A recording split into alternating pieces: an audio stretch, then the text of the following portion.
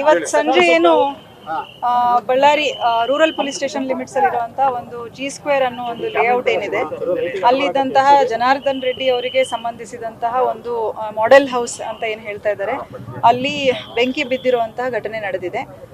Prima ಫೇಸಿ ನಮಗೆ ಅದರ ಬಗ್ಗೆ ಯಾವುದು ಲೀಡ್ಗಳು ಸೋಫಾರ್ ಇಲ್ಲ, ಯಾವ ರೀತಿ ಆಗಿದೆ ಅನ್ನೋದ್ರ ಬಗ್ಗೆ. ಬಟ್ ಬಳ್ಳಾರಿ ರೂರಲ್ ಪೊಲೀಸ್ ಸ್ಟೇಷನಲ್ಲಿ ಈ ಕುರಿತು ಈಗ ಯಾವ ದೂರು ಕೂಡ ನಮಗೆ ರಿಸೀವ್ ಆಗಿಲ್ಲ.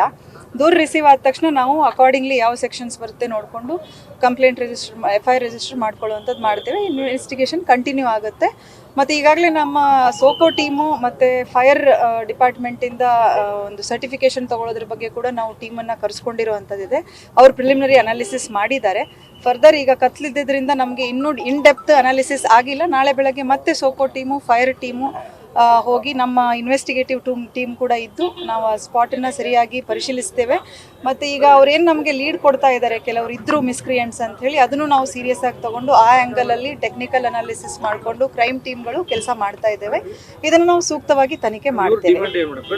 ಅವರ ಡಿಮಾಂಡ್ ಏನಿಲ್ಲ. ಅವರ ಡಿಮಾಂಡ್ ಏನಿದೆ ಅಂದರೆ ಯಾರು ಇದರ ಹಿಂದೆ ಇದ್ದಾರೆ, ಅವರ ಕೈ ಇದೆ ಅನ್ನುವಂಥದ್ದು, ಅಥವಾ ಆರೋಪಿತರು ಯಾರಿದ್ದಾರೆ ಅವರನ್ನ ಬೇಗ ಬಂಧಿಸಿ ಅನ್ನುವಂಥದ್ದು, ಅದನ್ನು 100% ನಾವು ಮಾಡ್ತೇವೆ.